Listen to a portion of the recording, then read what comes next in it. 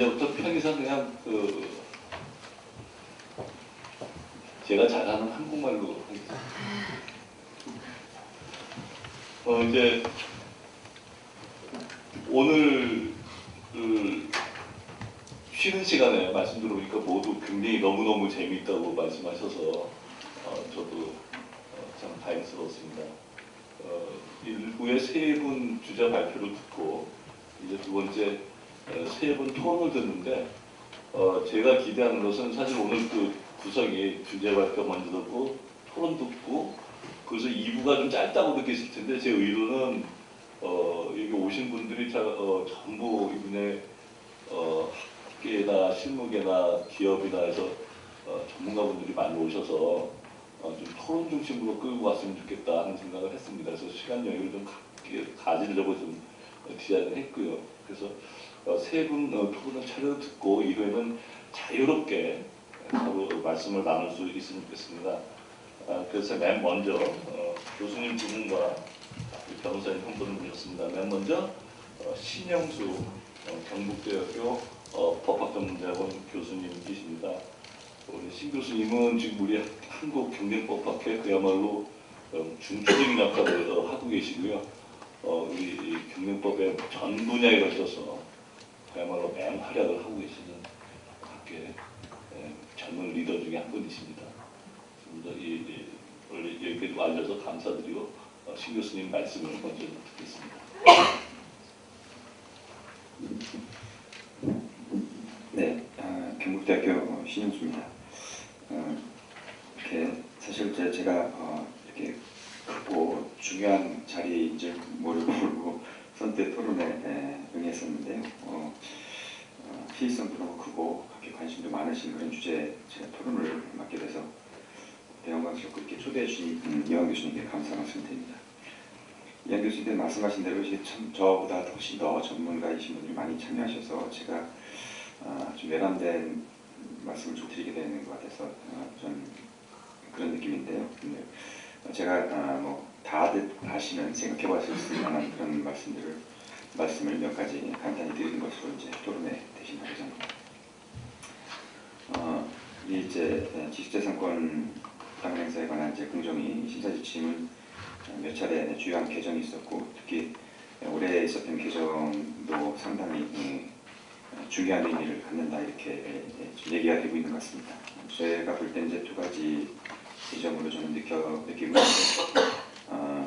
특히 IP, 내지 IT, 지식재산권 IP 분야에 대해서는 특히 이제 경쟁법의 글로벌 스탠다드 내지 수요화 현상이 생기고 있는데 그것도 우리 역시 이번 2016년에도 그걸 다시 확인할 수 있었다 이런 생각을 좀 하게 됐고요. 또 한편으로는 우리 독점금지법, 공정거래법의 고유한 그 특성이 다른 경제법에 찾아볼 수 없는 특성이 있는데 이런 소위 이제 내셔널 스탠다드도 역시 여전히 또 견고하게 유지되고 있는 것도 일면 또 확인할 수 있었습니다. 이 점에서 글로벌 스탠다드를 좀 확고히 더 수렴 현상이 좀 확고해진 그런 부분이 이게 이제 지침이 결국 이제 예규인데 이제 법은 바뀌지 않은 상태에서 이제 예규를 통한 입장선에 이런 것을 기존 법령 관계 속에서 어떻게 해석할 것인가 이런 생각을 한번 해볼 수 있을 것 같고 내셔널 스탠다드 관점에서 보면 사실은 우리 고유의 그런 규제, 특히 이제 가격 내지 그 수수료의 적정성 문제를 우리 지침에서 고려할 수 있도록 이렇게 하고 있는데 그게 이제 활발하게 집행되지는 또 않은 것 같습니다. 그래서 이런 것이 과연 향후로도 실효적으로 집행될 수 있을 것인지에 관한 또 의문을 새로운 개정, 바뀌지 않은 그 개정 속에서 여전히 유지되고 있는 그 점에 차관해서 좀 생각을 해보게 됐습니다. 그러면서 간단히 두 가지 나눠서 말씀을 드리자면 저는 사실 이게 발제문을 제 문제였는데요. 어제 좀 늦게 받게 됐습니다. 그래서 사실 죄송스럽게도 내용 자체도 상당히 좀 심오하고 좀 분량도 많고 난해해서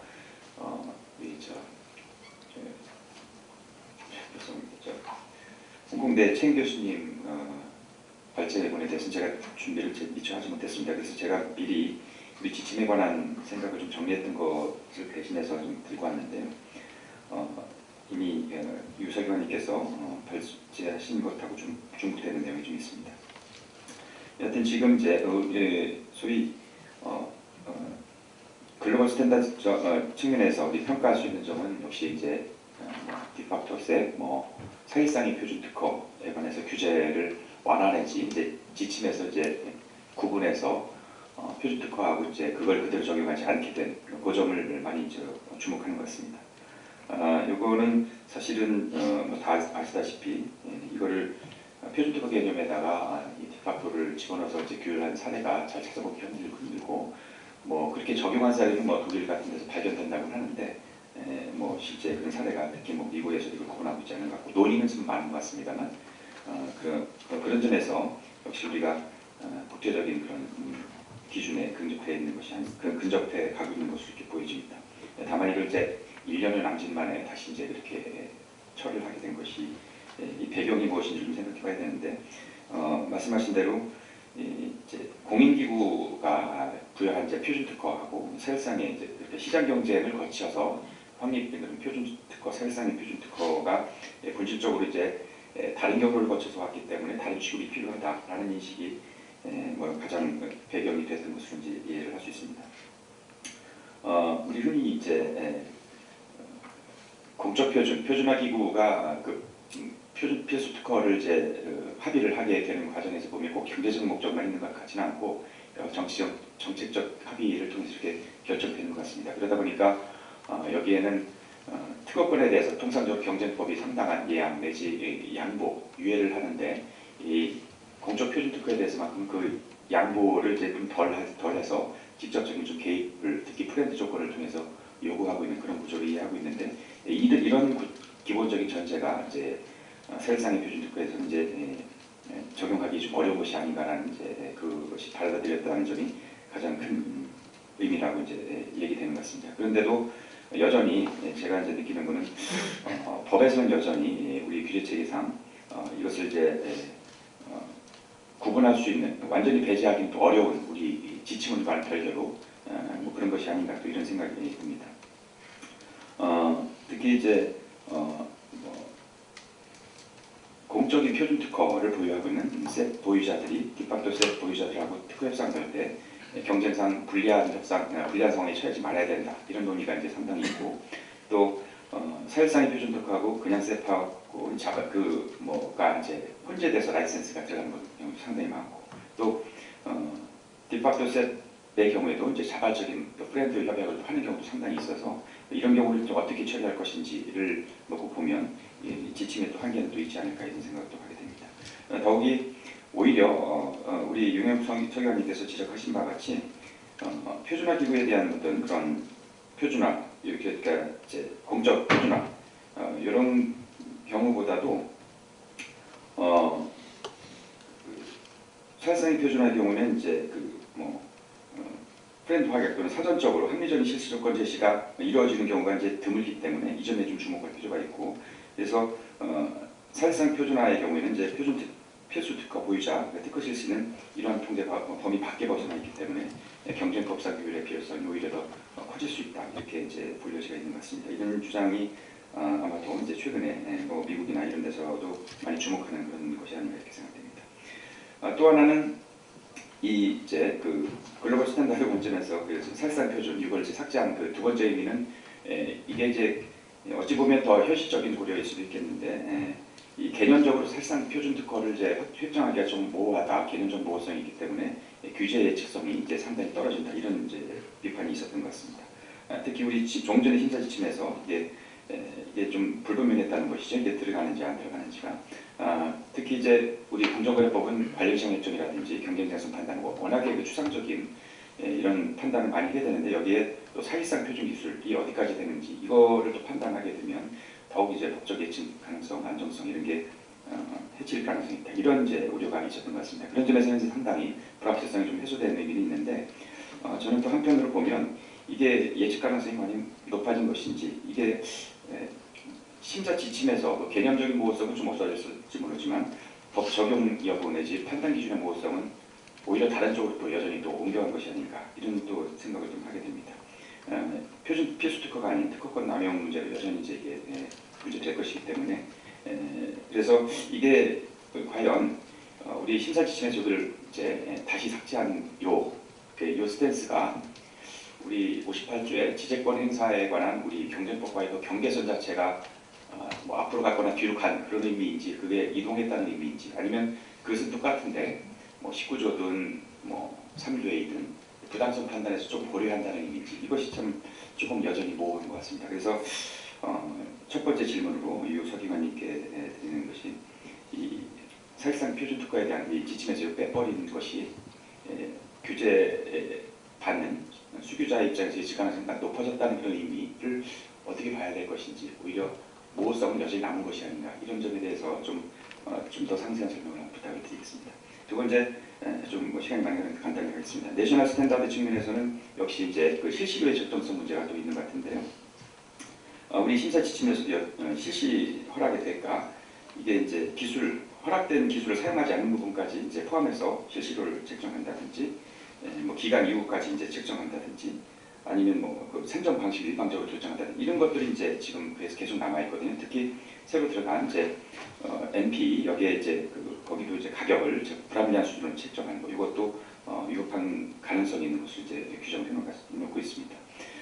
근데 이제 이걸 물론 이것도 글로벌 스탠다드 입장에서 보면 우리 진희아 교수님께서도 또 줄곧 말씀하셨다시피 미국 AD에서도 상당히 이제 우려를 표했고 우리 공정위도 신중하게 접근할 것을 요구를 하긴 했는데 여기에 사실은 이제 실시료 자체 적정성도 있지만 최근에 또 뭐 사례 같은 거 보면 이 산정 기준 이게 이제 베이스를 어디로 놓고 볼 것인가 특허가 적용된 것만 볼 것인가 뭐 소위 최종제 기반 혹은 확장된 그걸 다 볼 것인가 이게 이제 오히려 더 좀 핵심으로 부각되는 것 같습니다. 그런 점에서 이걸 좀 나눠볼 필요가 있는데 저는 뭐 간단히만 보면 실시료 수준의 적정성 이 부분도 사실 경쟁당국 입장에서는 우리가 아무리 3조에 의해 가격 남용을 할 수 있다고 하지만 이게 경쟁당국 입장에서 글로벌 스탠다드를 이제 하지 않을 수 없으니까 이게 있지만 그걸 적극적으로 활용할 수 없는 이제 딜레마는 좀 있다고 생각합니다. 특히 법리적인 문제도 있지만 기술적으로 이게 특허 기술료 이걸 이제 실시료가 어느 정도 적정한지를 따지는 것은 대단히 어려운 것이어서 이게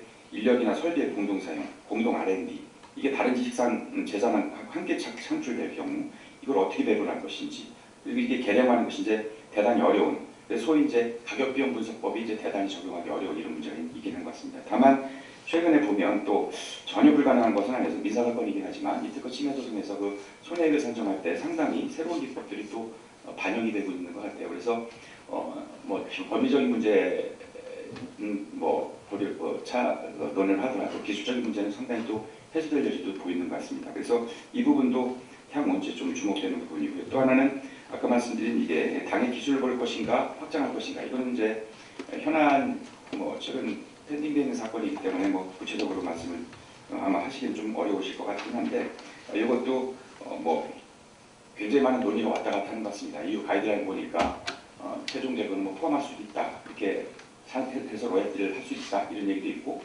반면에 또 미국에서는 최근 판결을 보면 이게 기술이 적용된 거기에만 기초해서 로열티 부과해야 되는 것이 아니냐 이런 판결도 또 나와 있어 상당히 주목이 됩니다.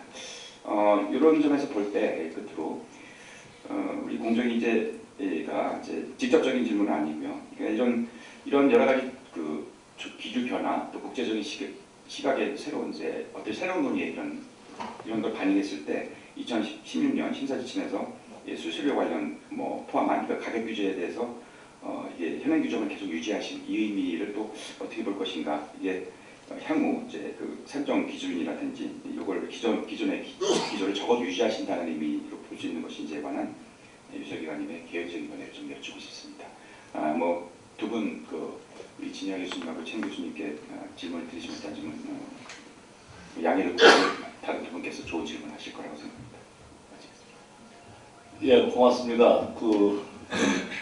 이따가 토론 마치고 발표자분들 맞으신 요청 드릴 때 그때 답변을 해주시면 좋겠고요.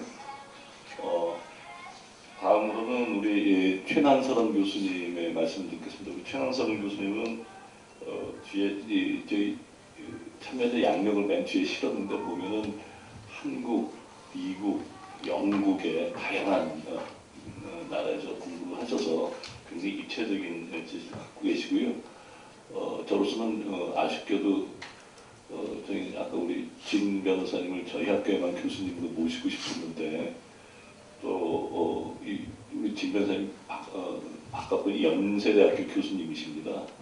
저는 진 교수님 또 연세대에서도 강의를 하고 계셔서 저희 독점권을 아낀 데 대해서 저는 익스클루시브 컨트랙트를 좀 갖고 싶었는데 그냥 안 돼서 좀 아쉽습니다만 하여튼 편한선 교수님께서 굉장히 많은 부분에 관심이 많으세요. 그래서 좋은 토론 기대하고 혹시 두 분한테 뭐 질문이 있으신 거는 그냥 영어로 좀 해주시면 두 분께서 답변해 주시기가 편리하실 것 같습니다. 네, 지금 이광 교수님께서 좋은 소개를 해주셨는데요. 저도 이 분야에 굉장히 관심이 많고 지금 뭐 세계 각국 경쟁 당국은 물론 뭐 사업자들도 각자의 뭐 이익이라든지 어떤 것에 따라서 이제 첨예한 어떤 시각 차이가 존재하는 분야가 분명히 이 분야라고 생각을 합니다. 그리고 아시겠지만 이제 경쟁법과 지식재산권법은 이제 어느 법이 약간 더 강세가 있었던 이제 시기들이 약간 흐름이 파도처럼 이렇게 왔다 갔다 하는 부분이 있고, 그리고 최근까지는 이게 이제 긴장관계라고 표현을 많이 했기 때문에 이 서로 터치를 안 하려는 그런 구조였거든요. 근데 최근 이런 논의가 좀 더 특허권을 중심으로 활발히 되면서 이제 경쟁법 분야에서도 어떻게 이거를 이제 봐야 되는지, 특히 뭐 이게 남용이라고 판단하는 데 있어서 조심스러우면서도 분명히 집행은 해야 되는 부분이 있어서 거기에 대한 이제 고민들이 여기 지금 코멘트들이나 우리 지침에도 담겨 있는 것 같습니다. 그래서 2014년도 12월에 저희 지침이 나왔을 때 사실 많은 변화가 있었고, 그때 이제 오늘 발표자들도 말씀을 해주셨겠지만 이제 디파토 셉이랑 셉과의 부분 그 차이점에 대해서, 그리고 그걸 다 우리 공정위가 들고 들어왔다는 거에 대해서 논의가 많았던 걸로 알고 있습니다. 근데 저는 디파토 셉이 들어왔을 때 어떻게 생각을 했냐면, 사실은 우리 통신 분야 이런 경우에는 워낙 표준 필수의 이제 변화가 빠르잖아요.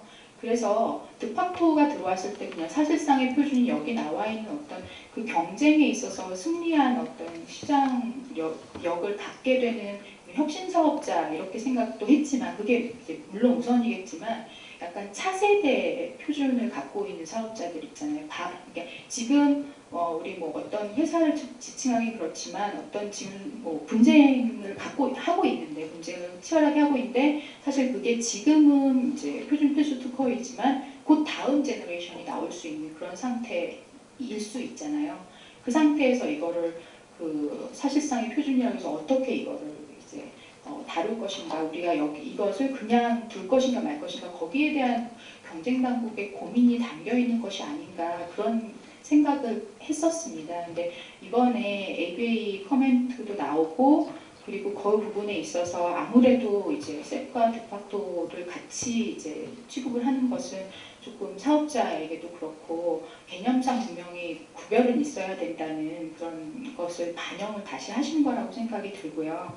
그래서 지금 뭐 이런 구분점에 대해서 아까 유석 의원님도 그렇고 이제 친 변호사님도 거기에 대해서 말씀을 해주셨을 거라고 생각이 듭니다. 근데 이게 사실 이제 우리나라로서는 사례가 많이 이제 축적이 안 됐기 때문에, 그런데 앞으로 사례가 나오면 사실 이게 이제 3조 1위 시신남용 관련 얘기들이 나올 거 아니에요. 시신남용으로 가면 이게 유석의 기관님도 뒤에 이제 21페이지에 쓰신 걸로 알고 있는데, 이게 가면은 어차피 시장 획정은 해야 되고 그 다음에 시장지배력과 관련된 판단을 해야 된다는 거죠. 근데 그 부분에 있어서는 사실 뭐 디파토건 그냥 뭐 셉이건 같은 사실 베이스에서 해야 되는 거기 때문에, 오히려 사례가 나오면 그 사례에 있어서는 이런 지금에 있어서 이론적인 부분 이런 것들이 약간 중요성이 그게 실제 문제 적용에 있어서 그게 크지 않을 거라는 생각이 좀 들었고요. 그리고 또 하나는 이게 사실 이제 저도 이게 더 지침이란 의미를 조금 우리가 어떻게 생각을 하냐의 부분이 있는데, 이게 EU에서의 가이드라인과 우리나라의 지침과 그리고 그 미국에서 생각하는 소프트로에 해당하는 그 가이드라인의 의미가 조금씩 다 다른 것 같아요. 그래서 이 EU에서 생각하는 가이드라인은 이제 연성규범이 소프트로에 해당하는 가이드라인은 굉장히 좀 강력한 이제 공권력에 의해서 만들어진 그런 소프트로이기 때문에 국가에서 만든 것들은 사실상의 구속력이 크다고 보고 사실 지침의 가이드라인의 구속력의 정도를 우리나라보다 좀 더 높이 보는 것 같고 그리고 우리나라에 생각하는 지침은 이제 어떤 그 사업자에게 있어서의 예측 가능성을 부여하는 수준과 그리고 유형화를 우리가 법이랑 시행령에 있어서 다 반영하지 못하는 유형화를 지침을 통해서 반영하는 그런 부분 물론 이게 이제 많은 의미를 주는 것도 사실입니다. 제가 전혀 지침을 격하하고 싶어서 그런 것은 아니고요. 근데 그 부분이 있어서 이제 또 미국에 있어서는 미국은 사실 이런 지침이나 페이스로에 대해서 소프트로에 대해서 미국은 판례법 국가이기 때문에 조금 더 시각이 또 다르거든요. 그래서 ABA에서 보는 우리나라 지침에 대한 어떤 코멘트들 있잖아요. 이게 우리나라에서 이렇게 정말 집행을 할 거다라고 생각하는 그런 시각은 어떻게 보면 지침은 우리도 지금 2004년도에 변화를 했고 2016년이 또 금방 변화를 한 것처럼 또 어떤 또 큰 변화에 요인이 있으면 우리는 변화할 수 있고 분명히 맞춰갈 수 있는 것이라고 생각이 들거든요. 그래서 그런 생각이 사실 그 ABA 커멘트나 뭐 다른 이제 대학에서 조지 윌슨 대학에서 나온 그 리포트들도 보면은 그런 부분들이 조금 저는 개인적으로 이제 다가왔습니다. 그래서 우리나라 지침이 갖고 있는 어떤 포지션이랄까요? 뭐 이런 부분에 대해서 좀 생각이 들었고요. 여기 나와 있는 것 중에 이제 아까 신용수 교수님 워낙 좋은 말씀을 많이 하셔서 그 외에 얘기를 하자면 그 혁신 시장 획정이 사실 실제 이 케이스가 나타나면 굉장히 중요할 텐데 이 시장 획정에 있어서 여기서의 상품 시장, 그 다음에 기술 시장, 그 다음에 혁신 시장으로 이렇게 구분을 하셨는데 이게 혁신 시장은 사실 규정을 명확하게 하기는 정말 어렵다는 생각이 들어요. 혁신 시장을 명확히 규정해라 하는 것은 약간 지금으로서는 무리한 얘기인 것 같고 ABA에서 코멘트한 그 유보 조항을 넣어야 된다 이런 부분도 사실 생각은 해볼 수 있지만 뭐 그것은 사실 구체적인 사안에 있어서 유보 조항이 해당될 수 있는지 이제 분명히 뭐 어디서든 이제 집행기관에서 생각을 할 수 있는 부분이라고 생각을 하거든요. 그런데 그것보다는 제가 생각하는 시장에 있어서의 상품 시장, 기술 시장, 혁신 시장을 두었을 때 이제 그 일반적 제 생각은 혁신 시장이 나머지 시장에 비해서 상위 시장인 것 같아요. 그러니까 상품과 기술 시장, 혁신 시장에 있었을 때 상품도 혁신 기술을 반영한 상품일 거고 특히 이제 지식재산권 관련이면요. 그리고 기술도 마찬가지고 근데 거기에 또 혁신 시장까지 넣어버리면 혁신 시장이 약간 일반화된 이 모든 것을 포괄할 수 있는 시장 획정의 방법이 아닐까 이런 생각이 들어서 오히려 이렇게 해놓은 것이 그게 예측 가능성이 떨어지는 것이 아닌가. 유보 조항이 있고 없고 뭐 해당될 수 있는 사업자를 어떻게 뭐 하고 우리가 사업자를 특정할 수 없으면은 혁신 시장을 획정하지 않는다 이런 내용을 넣는 것보다 그 혁신 시장의 의미를 지금 명확히 규정할 수 없는 상태에서 뭔가 큰 의미를 우리가 생각했던 뭐 기업 결합이나 시장 지배적 지위 남용에서 생각했던 상품 시장, 지리적 시장 분명히 구별할 수 있는 어떤 게 있는데 그거 외에 이 어떤 그 뭔가 긍정적인 의미를 갖고 있지만 너무 광범위한 그런 내용을 넣는 것은 우호성을 증대시키는 게 아닐까 그런 부분이 생각이 들어서 말씀을 드렸습니다. 그래서 그리고 제가 그 준비를 사실 하고 싶었는데 그 부쟁 조항에 대해서 NCC에 대해서 자료를 좀 찾아봤어요. 근데 우리나라도 그래서 제가 그 챙 교수님이 그거에 대해서 어프로치 하신 걸 굉장히 새롭게 봤던 것이 우리나라뿐만 아니라 미국에서도 거의 이게 페이턴트로의 그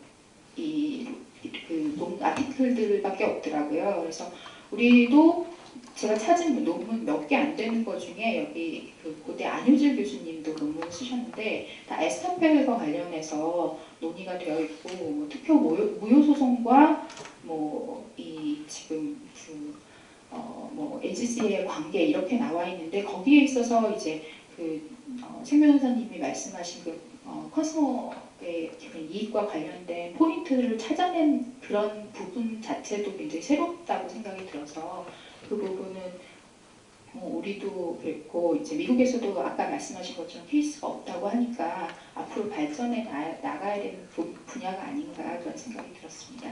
예, 이상입니다. 감사합니다. 네, 고맙습니다. 지금 좋은 말씀 많이 해주셨고 특히 우리 토마스 정 교수님 발표해 주신 부분이 아까 본인도 말씀하셨지만 어떤 기존의 문헌이 없어서 본인이 한번 생각해 보셨다. 그러면서 좀 가치가 있고 우리한테도 여러 가지 생각할 점을 많이 줬던 것 같아요.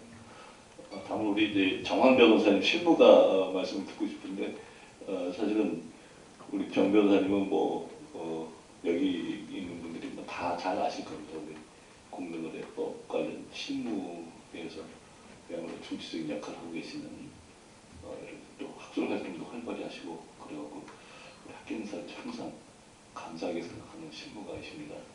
두 분이 좀 이론적인 면 말씀해 주셨으면 좀 더 이제 실무적인 그런 면을 특히 아까 좀 쉬는 시간에 얘기 보니까 두 분 말씀 들어보니까 본인 지금 다루고 있는 사건에서 뭐가 아이디어가 확 떠오른다고 말씀하셔서 하여튼 재미있는 말씀 좀 기다리겠습니다. 네, 오늘 이 자리에 초대해 주셔서 감사하고요. 저는 실무가 입장에서 여러 가지 드는 생각을 좀 말씀드려 보겠습니다.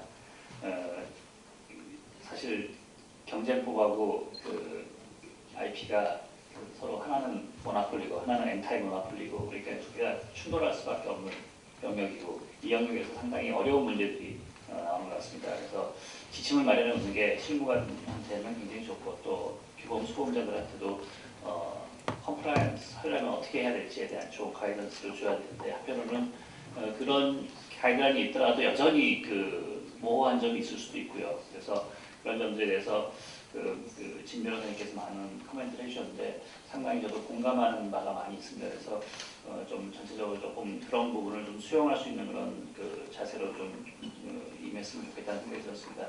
우선은 진 교수님 발표 내용 중에 제가 자료를 좀 봤더니 지식재산권을 포함하는 공정거래법 위반 행위에 대해서 합리의 원칙을 적용해야 한다는 것을 좀 심사 지침에 분명하게 좀 넣었으면 좋겠다라고 하는 것을 말씀하셨어요. 그런데 저도 그것을 충분히 공감합니다. 사실 두 개가 서로 만나는 영역에서는 상당히 판단하기 어렵고 시장의 특성이나 개별적인 사안에 따라서 판단이 달라질 수밖에 없을 거라서 그 부분에 대해서 적어도 이 공정거래 업무를 담당하는 조사관의 입장에 있을 때 뭘 기준으로 해서 봐야 될 것이냐 해서 그래서 딱 정해진 것이 없고 케이스 바이 케이스다라는 것을 좀 명확하게 규정해 놓는 것은 바람직하지 않을까라는 생각이 들었고요. 또 시장 지배력과 관련해서도 시장 지배력 여부에 대한 판단은 개별 사안의 구체적인 사실관계 분석을 한 다음에 판단한다. 특허권이나 저작권이 있다 그래서 바로 시장 지배력이 이런 것도 아니고 그 케이스마다 다를 수 있기 때문에 그런 부분을 살펴봐야 된다는 것에서 많이 공감이 됩니다. 그랜백과 같은 실시 허락에 대한 제한과 관련해서도 이러한 제한이 없는 경우에 발생할 수 있는 혁신의 규모를 고려해야 된다는 발표 내용이 있었어요. 그래서 그 부분에 대해서도 유구성 판단에서 굉장히 중요한 부분이다라고 생각이 되고요.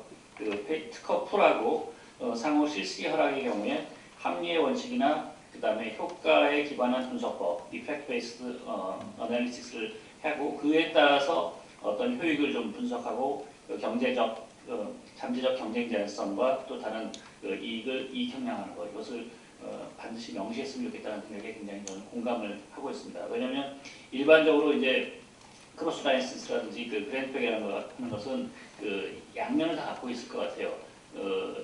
경쟁 촉진 순기능적인 것을 갖고 있기도 하고 또 어떻게 보면 경쟁 제한적인 어떤 측면도 있을 수 있을 것 같아요. 이 상호 실시 허락이나 그랜드백 보면 긍정적인 측면을 보면은 어떤 보안적 기술의 통합을 촉진하고 또 기술 전파를 증진한다거나 거래 비용을 절감하기도 하고요. 높은 비용이 소요되는 어떤 특허 소송을 회피할 수 있는 그런 기능도 할 수 있기 때문에 다분히 친경쟁적이다라고 해서 일반적으로는 경쟁에 있어서 친경쟁적인 효과가 있을 수 있다고 생각이 되거든요. 그리고 또 그랜트백에 있어서도 이렇게 어떤 위험을 분담하는 그런 측면, 그 라이센소나 라이센시 모두에게, 그 다음에 라이센소 입장에서도 어떤 혁신에 대해서 어떤 라이센시에게 보상을 해주는 그런 기능이 있다는 점에서 분명히 좋은 순기능이 있을 수 있다라고 생각이 되고, 반면에 크로스 라이센스가 특히 여러 명의 그 사업자들이 있는데 그 중에 한 둘만 크로스 라이센스 해가지고 둘만 이렇게 시장을 독점으로 하려고 한다고 한다면 어쩌면 이것은 시장 분할적인 어떤 성격이 되거나 담합적인 성격이 될 수 있는 그런 크로스 라이센스라면 경쟁 제한에 효과가 있을 수도 있기 때문에, 또 그랜트백 같은 경우에는 어떤 그 실시권자의 어떤 그 혁신에 대한 인센티브를 또 줄여드리는 그런 효과도 있기 때문에 이것을 두루두루 봐야 된다. 결국 그런 점에서는 이 AB에서 얘기하고 있는 효과 기반 접근법에 따라서 사안별로 보자, 케이스 바이 케이스로 보자는 거에서 상당히 공감을 하게 됩니다. 그래서 그런 점들을 한번 저희 검토할 때 나중에 지침 개정한다거나 할 때 좀 고려를 했으면 좋겠다는 생각이 들고요. 저는 오늘 두 번째로 드리고 싶은 것은 이제 그 라이센스를 거절하는 것, 리퓨절 투 라이센스에 대해서 한번 생각을 좀 해봤습니다. 우리 지침에는 이제 실시 허락에 대한 거절이 있는데 지금 AB에서는 어떤 요청을 하고 있냐면 이것이 표준 필수 특허가 아닌 한 어떠한 실시 허락 거절을 공정거래법 위반을 평가하기 위해서는 한 3가지 정도를 좀 미리 밝혀봐야 된다라고 요청을 했거든요. 실시 허락을 원하는 기업이 현실적으로 또는 합리적인 방법으로 당해 지식재산권 침해를 피해갈 수 있는지 그걸 하나 봐달라고 요청을 했고요. 두 번째는 강제된 실시 허락이 소비자의 적법하고 정당한 이익을 증대시킬 수 있는지 시킬 것인지 그런 것을 살펴봐야 된다고 했고, 세 번째 특허권자의 특허 실시 여부 및 누구에게 어떤 조건으로 실시를 할 것인지를 결정할 권리가 제한되는, 결국 경쟁당국이 그것을 개입한다고 했을 때 그런 제한을 정당화할 만한 예외적인 사유가 과연 존재하는지 그것을 먼저 밝혀고 난 다음에 그 다음에 이제 위법성 판단을 좀 해야 되지 않겠냐라는 거 하나하고, 또 추가적으로 요건을 추가했으면 하는 것이 그런 실시 거절의 효과가 관련 시장에서의 경쟁을 제한하거나 소멸시키는지 여부를 추가적인 판단 요소로 넣었으면 좋겠다라는 얘기에 대해서 저는 굉장히 공감합니다. 그 사례를 한번 들어보면은 제가 직접 처리했던 사건 중에 하나고요. 굉장히 재미있는 이슈를 유발했던 사안입니다.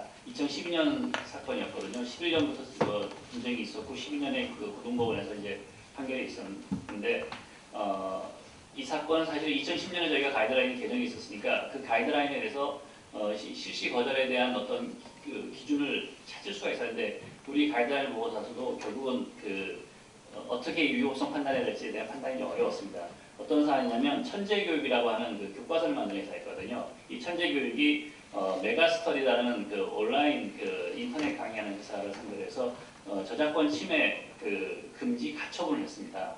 그런 가처분 사건, 법원에서의 사건인데 결국 천재교육이 검정교과서, 중학교 국어나 영어 교과서를 이제 출판하는 회사였고요. 그걸 토대로 해서 평가 문제집을 이제 출판하는 그런 회사였는데 이 회사가 이제 이 교재를 이용하는 인터넷 강의라는 메가스터디를 상대로 저작권을 실시 안 하겠다, 라이센스를 거절하는 거죠. 그러면서 라이센스를 안 하겠다는 것뿐만 아니라 너희 지금 쓰고 있는 건 문제가 되니까 가처분을 이제 하는 그런 사례였습니다. 그랬을 때 천재교육이 이제 이렇게 거부한 이유는 직접 인터넷 강의를 해서 그 시장에 좀 들어가고 싶었던 거예요. 그래서 그렇기 때문에 경쟁 사업자인 메가스터디한테는 그런 것을 이제 라이센스를 하고 싶지 않아서 이제 거절하는 그런 사례가 됩니다. 근데 메가스터디의 당시에 중등 인터넷 강의 시장에서의 시장 점유율이 한 54% 정도 됐었어요. 그러니까 인터넷 인강에서는 뭐 50%에 넘어서는 그런 정도의 점유율을 갖고 있었고요. 근데 천재교육도 만만치가 않았던 게 중등 시장에서의 시장 점유율이 한 25% 정도 됐어요. 이게 25%가 뭐냐면 천재교육이 출판하는 검정 교과서를 이제 중학교에서 채택하는 비율을 봤더니 한 한 전국적으로 한 25% 정도의 중학교에서 이 정도의 책을 선택하더라라고 해서 상당히 그 나름대로 또 그 마켓 파워가 있다고 볼 수 있는 그런 상황이었고요.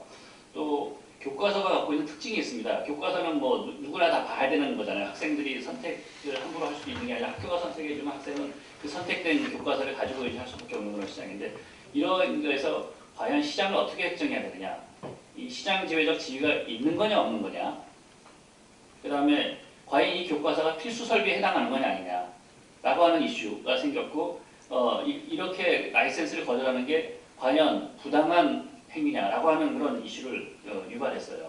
그러니까 교과서는 이제 저작권의 대상이기도 하지만 교과서의 구매나 이용은 사실상 강제되는 그런 측면이 있었고요. 그 이용자인 학생들한테는 개개의 어떤 선택권이 배제되어 있는 그런 상황인데 그런 입시 교육의 특성상 교과서의 내용을 어떤 교과서의 내용이나 표현을 활용하지 않고는 어떤 평가 문제집을 만들거나 인터넷 강의를 한다는 것이 이제 거의 불가능한 그런 상황에서 이걸 어떻게 판단해야 되느냐라고 하는데 여기서 이제 우리 심사지침이 뭔가 이것을 유법상 판단하는데 충분한 가이던스를 주고 과연 조사관이 그 가이던스를 가지고 우리 지침을 가지고 조사하면 할 수 있겠느냐 그렇게 쉽지 않았다라는 생각이 좀 들었었습니다.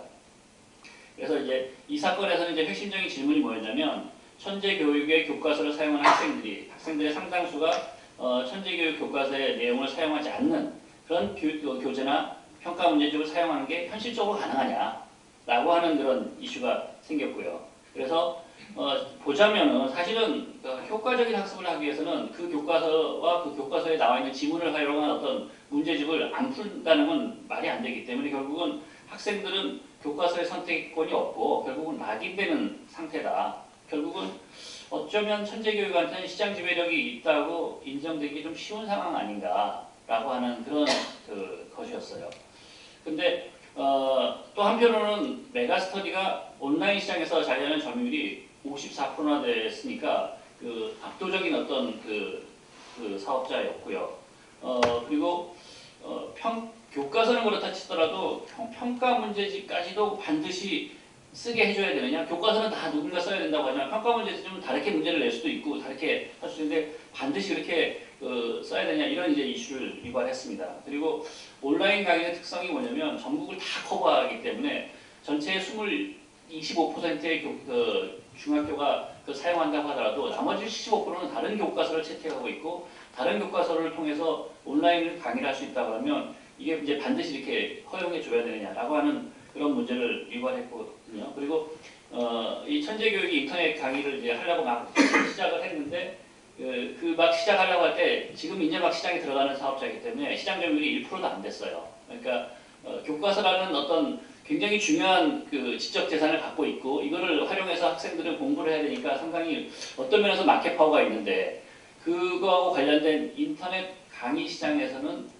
또 점유율은 이렇게 높지 않은 그런 상황에서 이 법원은 이걸 도대체 어떻게 판단해야 되느냐라고 하는 어려운 문제가 있었습니다. 이 1심과 2심의 판단이 갈렸고요. 그러니까 결론에 있어서는 비슷했는데 논리에 있어서는 경쟁법과 관련된 논리는 1심과 2심의 결론이 달랐습니다. 그래서 더 재미있게 생각이 됐었는데 당시에 결론만 얘기 드려보면은 법원은 관련 시장을 어떻게 결정했냐면 중등, 국어, 영어, 교과서 및 평가 문제집을 교재로 하는 온라인 강의 서비스 시장이 관련 시장이다. 이렇게 이제 시장을 그렇게 결정했습니다. 과연 그 시장 결정이 맞느냐도 좀 논란의 여지는 많을 것 같은데 여하튼 그렇게 시장을 획정을 했고요. 그래서 여기서 시장 지배적 지위가 있었느냐라고 하는데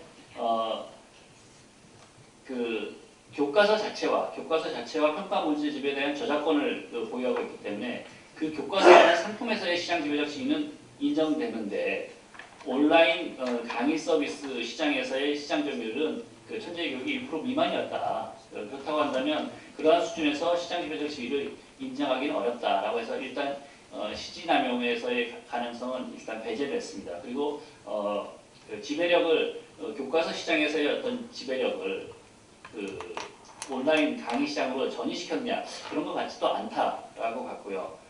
가장 중요한 것은 제가 여기서 이제 가장 중요하다고 생각하는 뭐냐면은 법원이 부당성을 판단할 때 경쟁 제한성이라는 관점을 봤다고 생각합니다. 첫째 일정 부분 메가스터디의 사업을 어렵게 하려고 하는 의도가 있는 건 인정을 한 것 같아요. 왜냐면 라이센스 안 주고 그 인터넷 강의 어렵게 만드는 거니까. 그러니까 천재교육이 저작권을 이용해서 메가스터디가 의 시장 지배력을 약화하려고 하는 의도나 목적이 있었던 것 같다라고 봤고요.